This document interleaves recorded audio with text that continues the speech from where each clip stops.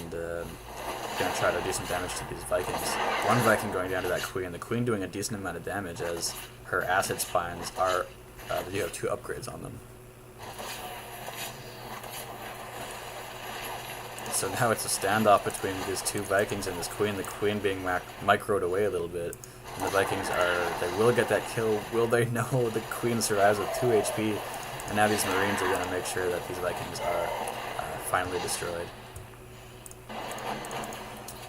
Red, though, he wants to make sure this expansion stays down, so he's going to siege up and prevent that expansion from going up.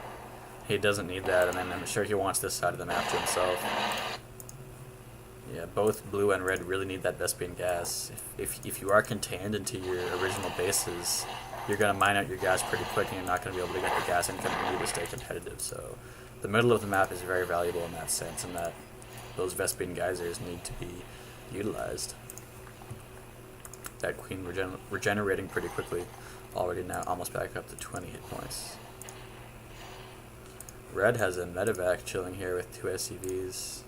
Perhaps he forgot about that. Now the hatchery goes down. These broodlings get their vengeance, taking down the siege tanks that destroyed their home.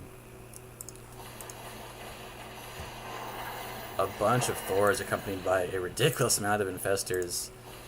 Really a disproportionate amount to these Hydralisks. But hey, that's the force I chose to go with. These infestors do have that Duke Carapace upgrade, as well as the Hydralisks, so they're not going to be going down anytime too soon, as that upgrade does provide 2 additional armor. This one siege tank is going to be very shocked to see this large army. He will not survive long enough to get word back to his buddies. But right now, no doubt, the alarm has sounded for the red and blue player. And another large battle here. A big clash of Hydralisks, Zerglings, and infestors. Lots of fungal growth.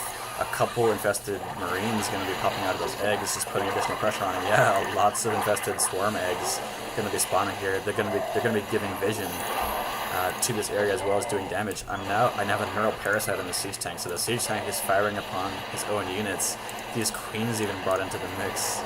Not the best combat units as they get put down pretty quick. So at this point it looks like these Thors, Hydralisks, and infestors are really, they've broken into the front door, and now our forces are streaming into the opposition's base. Taking a look at units lost, it's now the tables have turned in our favor.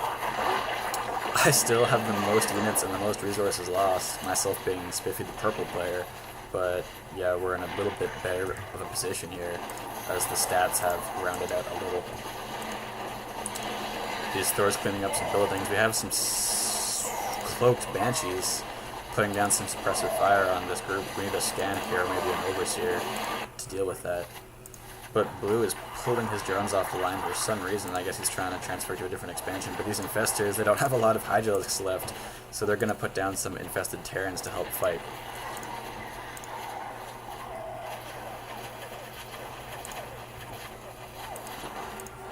So really just, it's not looking good for red and blue. We have taken out a lot of their buildings and they're not long for this world. At this point they're just clinging to what they have. They're maybe trying to set up an expansion here, trying to stay alive, trying to, they don't want to get wiped out off of this Twilight Fortress map. In comes the detection, so now there's no shortage of detection as we have scans going and an overseer that just got taken down by what I believe was a missile turret. But yeah, Spliffy and myself are not too concerned. I actually have Ultralisks in play just to make sure that this does end as a victory for us.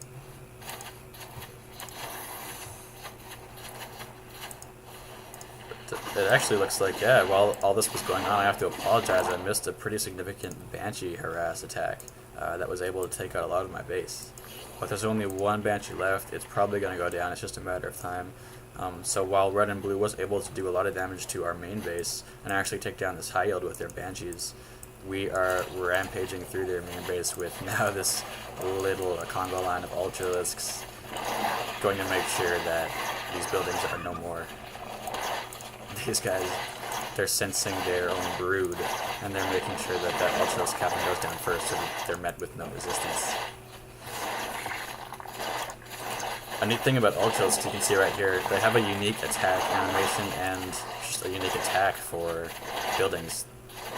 So whereas they use their Kaiser blades against units, they use their head attack against buildings, which actually does more damage.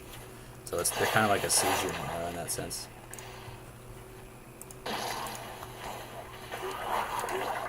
Some infested Terrans going down here to just help do damage, as these investors do not have a base attack of their own.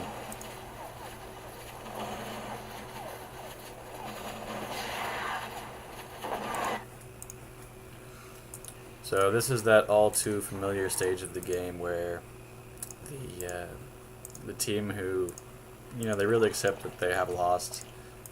They're just trying to drop command centers and hatcheries around the map with their remaining resources to try to claw their way back into the game. But we as StarCraft players know that it's just mathematics, and it's only a matter of time before they get overwhelmed. So our opposition, they're kind of being a little bit stubborn. They want to drag out this game, but that's fine with us. It just means that we have to go look for all their buildings and clean them up. So this seems to be Sato's last base of operations. Spliffy's Thors know this, and they're going to be moving on to that position. He also has a high yield, kind of ragtag high yield expansion going on over here. My Zerg units are going to spot that pretty quick. And they're going to take out this Ghost Academy and factory.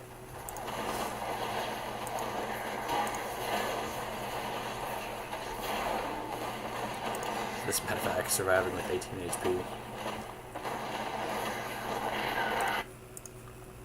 So I'm just pumping Ultralisks at this point.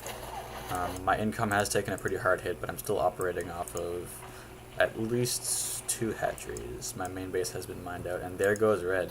No GG, he's just gonna book it. And yeah, it's almost a guaranteed win for myself and Spliffy at this point.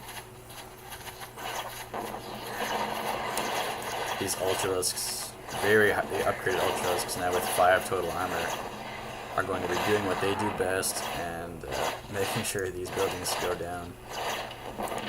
And there goes the blue player. So thanks for watching, guys. This was a pretty long battle on Twilight Fortress, a 2 vs 2 occasion.